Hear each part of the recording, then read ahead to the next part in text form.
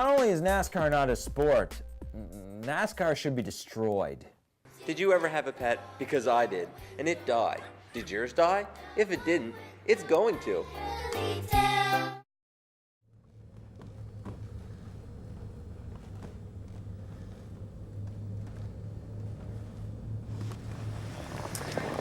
Snowboard pro Tara is stretching, because stretching is also always very important when you snowboard.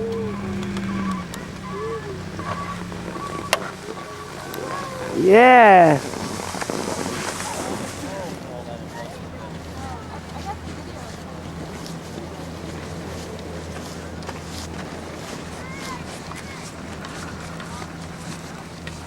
There you go.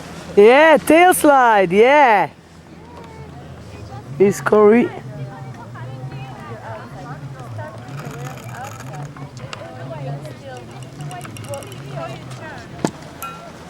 Nice! It's Kirsten. Oh, little arm. It's like she found hot chocolate somewhere on the floor. Yeah, nice. Wait. What are you gonna do?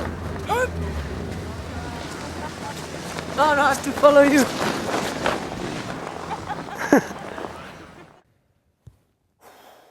I'm gonna get some heat on this one.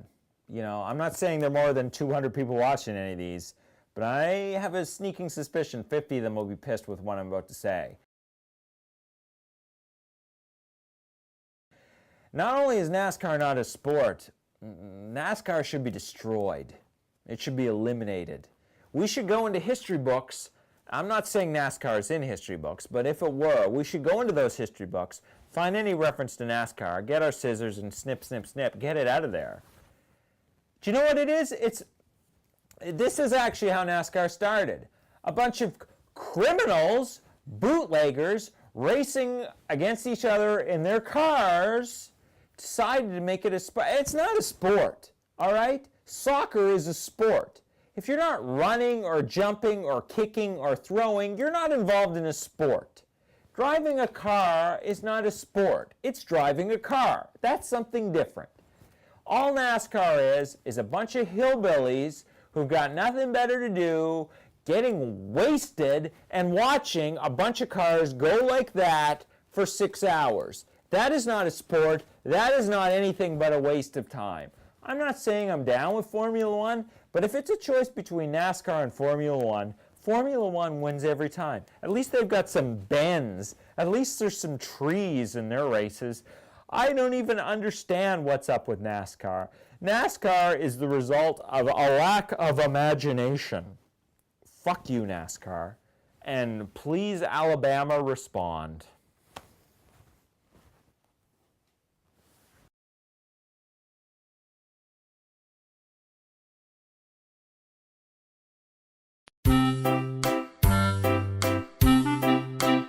I had this cat named Sherman. He was, big, like a tank. And he was great. And he was there for me through some really tough times in my life. We would play games together. We'd play fetch.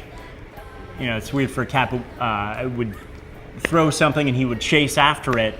And then he'd just kind of lay there, kind of a one-way catch. He knew it made me mad. It was just like a game.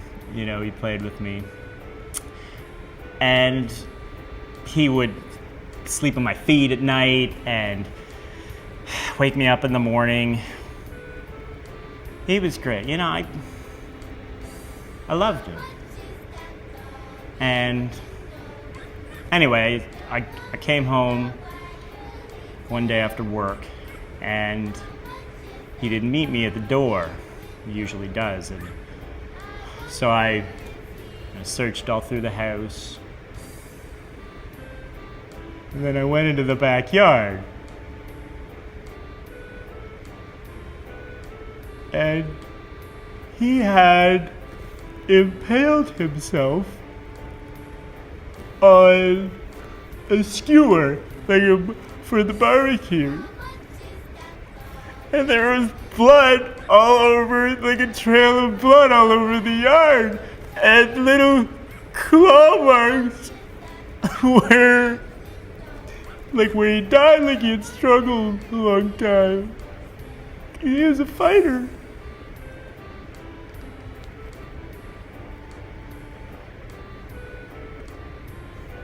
And I just went running through the streets, just crying, and just like flashing back to all the times we had, and I was thinking of the watching, waking me up and watching TV, and there was this other game we had, and I would sit and I'd watch TV, and he would stand between me and the TV with like his back to me, and he knew it bugged me. It was like he was saying, hey, look at my anus, hey, look at the puckered pink sphincter through which I excrete my feces, isn't it exquisite?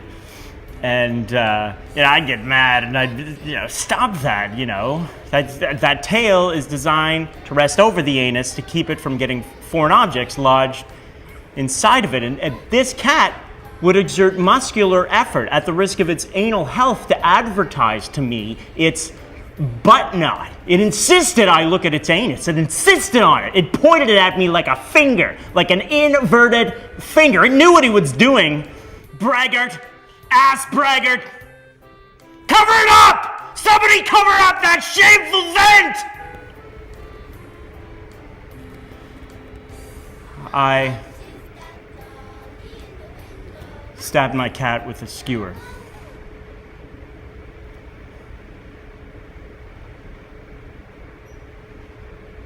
And then I watched him struggle for quite a while I was sitting in my lawn chair.